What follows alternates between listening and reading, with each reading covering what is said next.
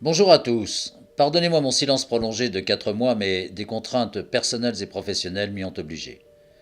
Je compte désormais prendre le rythme d'une à deux vidéos tous les 15 jours. Je vous souhaite un bon moment en écoutant cette histoire étonnante. Certains penseront que j'ai commis une faute de frappe dans le titre. Eh bien non. C'est bien l'histoire du naufrage du Titan que je vais évoquer. En effet, tout le monde connaît l'histoire du RMS Titanic, ce navire ultramoderne et neuf qui coula le 14 avril 1912 en heurtant un iceberg, ce qui coûta la vie à environ 1500 personnes.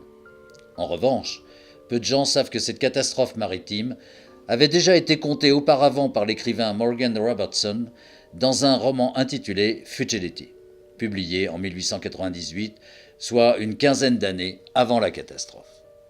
Morgan Robertson est né en 1861 à Oswego, dans l'État de New York. Dès l'âge de 16 ans, après le lycée, il devient marin et travaille dans la marine marchande de 1877 à 1886. Par la suite, il trouve un emploi dans une bijouterie, mais des problèmes de vue l'obligent à abandonner ce travail et à se consacrer à l'écriture. Il devient, dès lors, un spécialiste de la nouvelle et du roman maritime. Bien qu'autodidacte, il possède une solide culture et une puissante capacité d'expression et de réflexion dont témoignent ses écrits. L'homme est révolté contre la société de son temps et souffrira toute sa vie de difficultés matérielles. Une certaine reconnaissance lui viendra sur le tard, avec la publication de ses œuvres complètes, alors qu'il est devenu presque aveugle. On le trouvera mort dans un hôtel d'Atlantic City le 24 mars 1915, assis dans un fauteuil faisant face à la mer. Hasard ou prémonition, à part quelques différences, le lecteur pouvait donc lire dans Futility, et avec quelques années d'avance, le destin tragique du Titanic. En effet, en y regardant de plus près, quantité d'experts ont relevé tellement de similitudes entre les deux navires qu'on peut se demander à juste titre si Robertson n'était pas doué d'un don de voyance exceptionnel. Jugez-en plutôt. Outre le fait que les deux paquebots ont le même tonnage, 45 000 tonnes pour le Titan et 46 000 pour le Titanic, environ la même longueur, le Titan mesure 240 mètres contre 269 pour le Titanic, il porte un nom quasi identique, BAD Pavillon Britannique, et apparaît quasiment à la même heure. Par ailleurs, ils peuvent atteindre la vitesse de 25 nœuds, traversent l'Atlantique Nord au mois d'avril, et enfin, heurtent un iceberg avant de sombrer.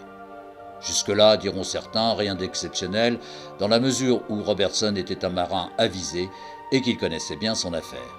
Certes, mais si l'on continue, on constate que les deux navires sont considérés dans la réalité comme dans le roman comme insubmersibles, qu'ils sont dotés de compartiments étanches et transportent un nombre insuffisant d'embarcations de secours, 24 pour le Titan, 20 pour le Titanic. Enfin, qu'ils sont secourus par un navire dont la destination est Gibraltar.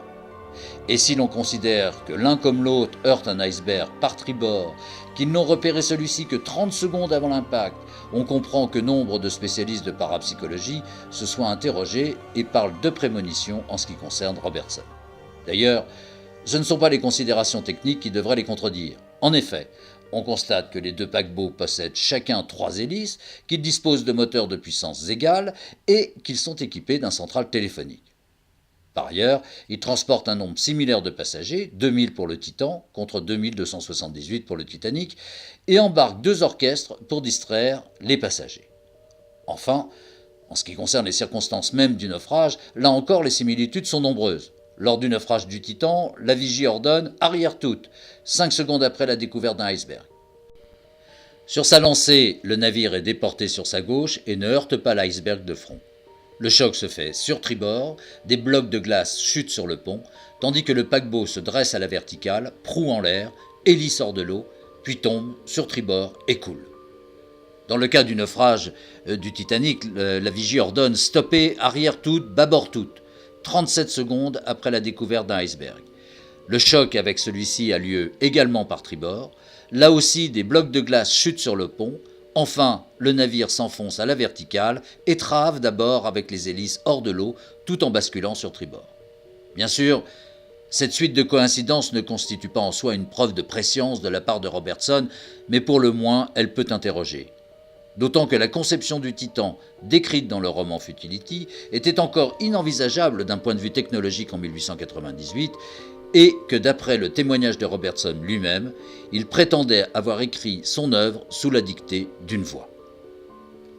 Merci de m'avoir écouté. Si cette histoire vous a plu, n'hésitez pas à liker la vidéo, à en parler autour de vous et à laisser un commentaire auquel je répondrai avec plaisir. À très bientôt.